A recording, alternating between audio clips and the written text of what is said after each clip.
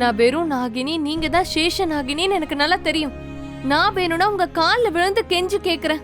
எங்க எல்லாருக்குமே தலைவியே, நாக வம்சமே வணங்குற பூஜை பண்ற சேஷ நாகினி நீங்க தான். நீங்க ஏன் ஆனீங்க, எப்படி ஆனீங்கன்னு அப்படி கேக்குற துணிச்சல் எங்க யாருக்கும் கிடையாது. நீங்க அம்மாவாக போறீங்கன்னு அப்படி எல்லாரும் சொன்னாலும் அது ஒரு பொய் அப்படிங்கறது எனக்கு நல்லாவே தெரியும். அவரோட மனசு வருத்தப்பட்டா உங்களோட மனசும் வருத்தப்படுது. அவரு கவலைப்பட்டா நீங்களும் ரொம்ப கவலைப்படுறீங்க. ஆனா ஒண்ணு சேஷநாகினி, நீங்க எல்லாருக்கும் தலைவியான சேஷநாகினி தான். இருந்தாலும் நீங்களும் ஒரு பொண்ணு தானே, உங்களுக்கும் மனசுன்னு ஒண்ணு இருக்குல்ல. ஒரு பொண்ணோட மனசு எப்படிப்பட்டதுன்னு எனக்கு தெரியும். நீங்க சொன்னாலும் சொல்லலனாலும் ஒத்துக்கிட்டாலும் இல்லனாலும் எனக்கு ஒண்ணு நல்லாவே தெரியும். நீங்க அந்த பையன் மேல உயிரையே வச்சிருக்கீங்க. அப்ப இந்த பொய் கதைக்கெல்லாம் ஒரு முடிவு கட்டி உங்க இதயத்துல இருக்கிற வலிக்கும் ஏன் நீங்க ஒரு முடிவு கட்டக்கூடாது? நீலகிரி மலையடி வாரத்துல மண்ணுக்கடியில ஒரு மாளிகை இருக்குல்ல, அங்க இருந்து மூலிகை மருந்து எடுத்துட்டு வந்து நீங்க ஏன் வைத்தியம் பாத்துக்க கூடாது? சொல்லுங்க சேஷநாகினி. யாராவது உங்களோட இந்த கருப்பு அடையாளத்தை பார்த்து சந்தேகப்படுவாங்கன்னு நினைக்கிறீங்களா? அதுக்காக தான் அம்மா இருக்கிறதா நீங்க ஒரு பொய் கதையை சொல்லிட்டு இருக்கீங்களா? இதனால உங்களுக்கு என்ன பிரயோஜனம்? ரிஷபும் உங்களை வெறுத்து அதுக்காக நீங்க கவலைப்படணுமா? சேஷநாகினி, அன்னைக்கு ராத்திரி அப்படி என்னதான் நடந்துச்சு? நீங்க ஏன் அங்க போக மாட்டேங்கிறேன்னு சொல்றீங்க?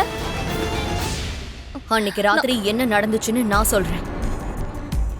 இன்னைக்கு ராத்திரி மாதிரி தான் அன்னைக்கு ராத்திரியும், அதுவும் ஒரு சித்ரா பௌர்ணமி ராத்திரி தான்.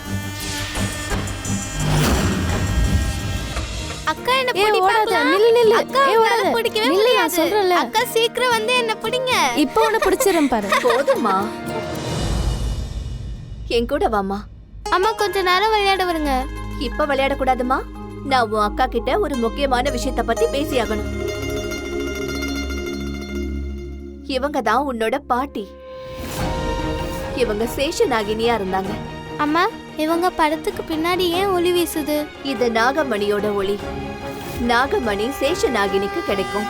அப்புறம் சேஷநாகினி ஆகிற வரம் எப்பவும் சேஷநாகினியோட பொண்ணுக்கு கிடைக்காது, அவங்க பேத்திக்கு தான் கிடைக்கும். நம்ம குடும்பத்துல மூத்தவன்ற முறையில உன் அக்காக்கு தான் அந்த வரம் கிடைக்கும். அவ பெரியவளானதும் கிடைக்கும். ஆனா அதுக்காக நீ கடுமையான தவம் செய்யணும். செய்வியாமா? நீ சரியான பக்குவத்தையும் வயசையும் அடைஞ்சதுக்கு அப்புறம் ஒரு அருமையான சித்ரா பௌர்ணமி நாள்ல உனக்கு சேஷ நாகினியோட எல்லா சக்திகளும் கிடைக்கும். கூடவே நாகமணியும் கிடைக்கும். சரி, இப்ப போய் நாங்க விளையாடலாமா? இல்ல சாரதா, இப்ப உன்னோட அக்கா தவம் செஞ்சாகணும். அம்மா கொஞ்ச நேரமா. அம்மா தான் நான் இங்க உட்காந்து தினமும் தவம் பண்ணோன்னு சொல்றாங்களே, அப்பதான் நான் பெரியவளானதும் அந்த சிவன் அருளால எனக்கு வரன் கிடைக்கும். நான் நாகலோகத்து ராணியான சேஷநாகினி ஆகிடுவேன். அதுக்கப்புறம் இந்த நீலகிரி அரண்மனையில ஒரு ராணி மாதிரி நான் ஆட்சி புரிவேன். செம்ம போரிங்கா இருக்கும். ஏன்? ஏன்னா அக்கா, அம்மா ஒரு சாதாரண ஆளை கல்யாணம் பண்ணிக்கிட்டாங்க. அதனால நமக்குள்ள பாதி மனுஷ குணமும் பாதி பாம்பு குணமும் இருக்கு. நீங்க நாகினி ஆகணும்னு ஆசைப்படுறீங்க, ஆனா நான் அப்படி ஆசைப்படல. நான் ஏதாவது நல்ல பையனை பார்த்து கல்யாணம் பண்ணிட்டு நாங்க மனுஷங்க மாதிரி எப்பவும் சந்தோஷமா இருப்போம். சரதா, இப்போ உனக்கு 9 வயசு தான் ஆகுது. இப்பவே பெரிய பெரிய பேச்செல்லாம் பேசுற. நான் கதைகள்ல படிச்சிருக்கேன், எல்லாரும் கல்யாணம் பண்ணிட்டு ரொம்ப சந்தோஷமா இருப்பாங்களாம். சரி சரி, வாக்க கொஞ்ச நேரம் விளையாடலாம். இல்ல நான் பூஜை செஞ்சாகணும். அப்ப சரிக்கா. சரி, தவம் செய்யறது தான் உங்க விருப்பம்னா நானும் உங்க கூட உட்காந்து தவம் பண்றேன்.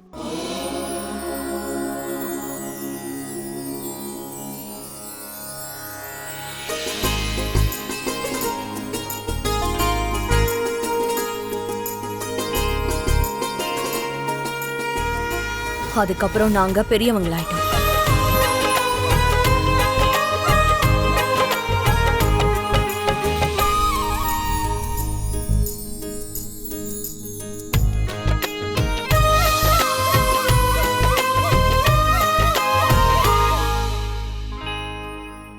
அக்கா அக்கா, நம்ம பாட்டி இருக்காங்கல்ல, அவங்க நாகினி தானே?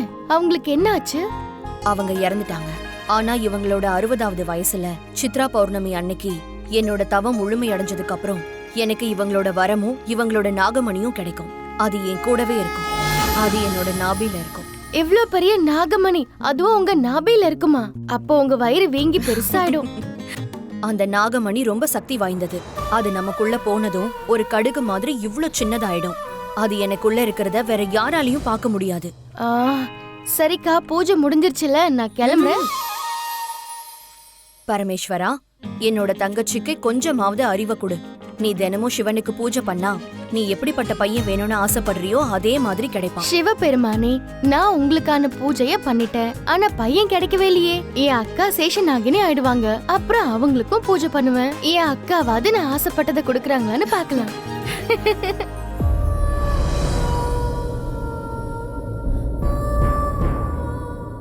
அப்புறம் சித்ரா பௌர்ணமி அன்னைக்கு அப்படி என்னதான் நடந்துச்சு? நிறுத்து. அந்த ராத்திரியை பத்தி பேச விரும்பலன்னு நான் சொன்னேன்ல.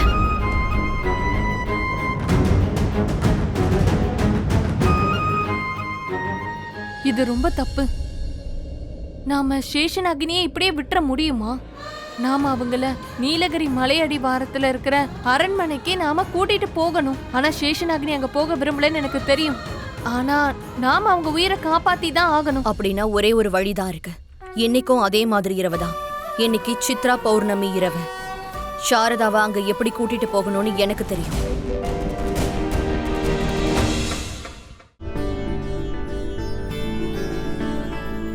சாரதா, சாரதா, சாரதா. இது அக்காவோட அழுகுரலாச்சே. அக்கா என்ன கூப்பிடுறாங்க. சாரதா. அம்மா, கொடுப்பா.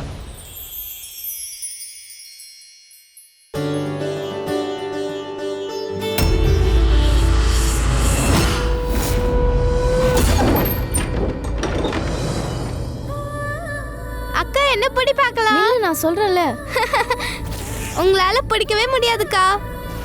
அந்த சிவன் அருளால எனக்கு வரன் கிடைக்கும். நான் நாகலோகத்து ராணியான சேஷனாகினி ஆகிடுவேன். இந்த நீலகிரி அரண்மனையில ஒரு ராணி மாதிரி நான் ஆட்சி புரிவேன். இந்த அரண்மனையில இன்னொரு தடவை நான் கால் எடுத்து வைக்க மாட்டேன். சாரதா. இந்த அரண்மனைக்குள்ள இருந்துதான் அக்கா அழுற சத்தம் கேக்குது. ஆனா அக்கா இந்த இடத்துக்கு எதுக்கு வந்தாங்க? சாரதா.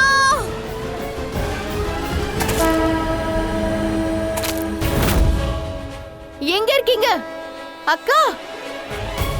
சாரதா. சாரதா. சாரதா. சாரதா.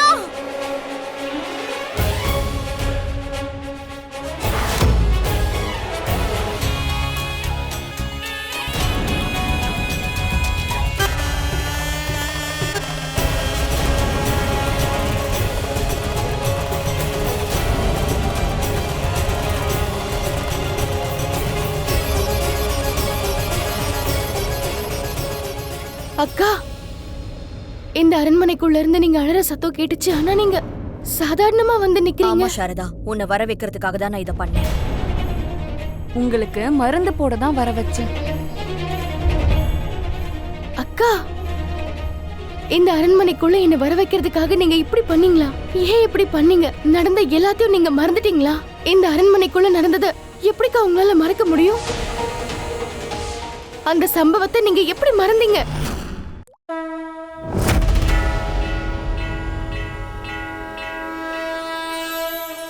அந்த ராத்திரி வந்துடுச்சு. இன்னையிலிருந்து நாங்க உங்க கால்ல விழ போறோம்மா.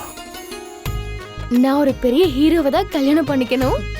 அம்மா, ராத்திரி சடங்குக்கு நான் தயாராகிறேன். எல்லா ஏற்பாடுகளையும் நீங்க செஞ்சு வச்சிருங்க. இங்க பாருமா, அந்த நேரம் வந்தாச்சு. சித்ரா பௌர்ணமியோட நிலவொளி இந்த பால்ல பட்டதும் நீ அந்த பால் எடுத்து குடிச்சாகணும். நீ பாலை குடிச்சதுமே நீ ஒரு சேஷநாகினியா மாறிடுவ. உனக்கு ஒண்ணு தெரியுமா? கோடிக்கணக்கான ஆண்டுகளா யாரெல்லாம் சேஷநாகினி ஆனாங்களோ அவங்க எல்லாரோட வரைபடமும் இங்க இருக்கு. உன்னோட பாட்டியோட வரைபடமும் இங்க இருக்கு. நாம நினைச்ச மாதிரி இன்னைக்கு நீ சேஷநாகினி ஆன உடனே உன்னோட வரைபடத்தையும் இங்க மாட்டுவாங்க. போமா, முதல்ல போய் மகாதேவன் அந்த ஆதிசிவனுக்கு பூஜைய பண்ணுமா.